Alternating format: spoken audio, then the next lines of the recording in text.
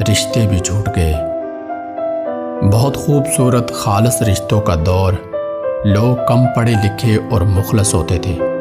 اب زمانہ پڑھ لکھ گیا تو بے مروت مفادات اور خود غرضی میں کھو گیا۔ کیا زبردست پڑھا لکھا، مگر دراصل بے حس زمانہ آ گیا ہے۔ لیکن آج کی جنریشن جب ان باتوں کو سنتی ہے یا دیکھتی ہے تو وہ اسے جہالت کا نام دیتے ہیں، کیونکہ ان لوگوں نے یہ دور اپنی زندگی میں محسوس نہیں کیا، تو اس کی قدر کیسے ہوگی؟ یہ تو ہم ہیں جو آج بھی یہ حسرت دل میں بٹھائے ہوئے ہیں کہ کاش وہ جہالت پھر لوٹ آئے، کیونکہ ہم نے اپنے معاشرے میں آنکھ کھولی تو ایک خوبصورت جہالت کا سامنا ہوا۔ ہمارا گاؤں سڑکیں، بجلی اور ٹیلی فون جیسی سہولتوں سے تو محروم تھا، لیکن اطمینان اس قدر تھا جیسے زندگی کی ہر سہولت ہمیں میسر ہو۔ کائنات کی سب سے خوبصورت چیز جو میسر تھی وہ تھی محبت۔ کوئی غیر نہیں تھا، سب اپنے تھے۔ نانیوں کی طرف والے سب مامے، ماسیاں، نانے، نانیاں ہوا کرتے تھے۔ دادیال کی طرف والے سارے چاچے، چاچیاں، پھپھیاں، دادے، دادیاں ہوا کرتی تھیں۔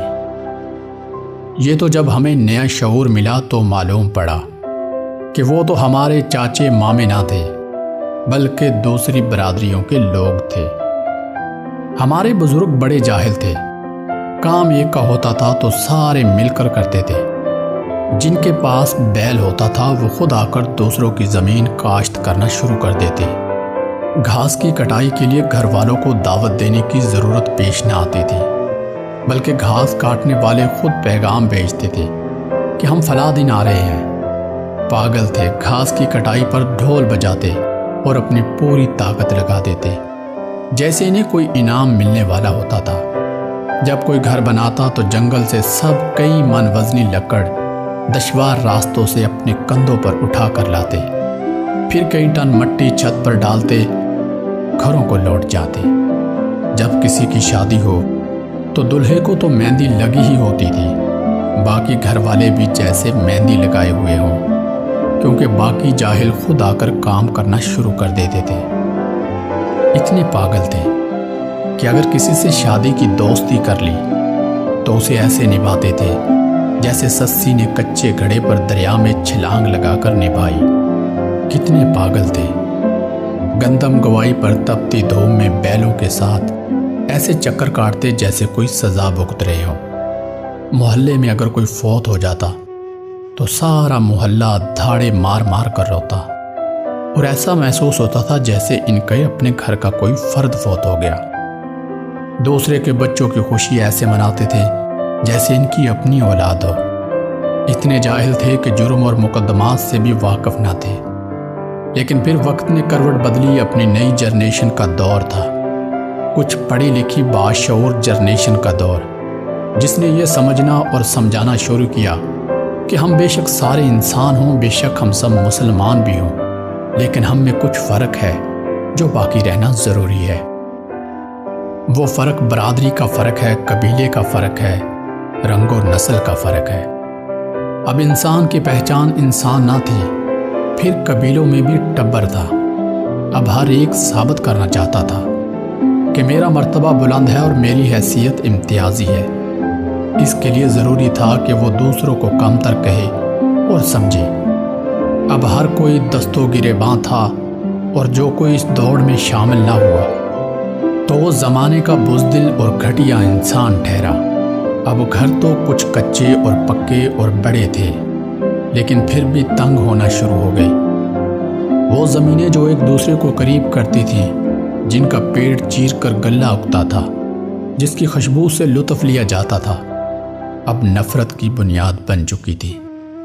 شعور جو آیا تھا، اب ہر ایک کو پٹواری تحصیلدار تک رسائی ہو چلی تھی، اور اوپر سے وہ نظام جس کا پیٹ بھرنے کے لیے ایک دوسرے سے لڑنا ضروری تھا۔ اب نفرتیں ہر دہلیز پر پہنچ چکی تھی۔ ہم اپنی وہ متاع جسے محبت کہتے تھے وہ گنوا چکے تھے۔ اب انسانیت اور مسلمانیت کا سبق تو زہر لگنے لگا تھا، اب تو خدا بھی ناراض ہو چکا تھا۔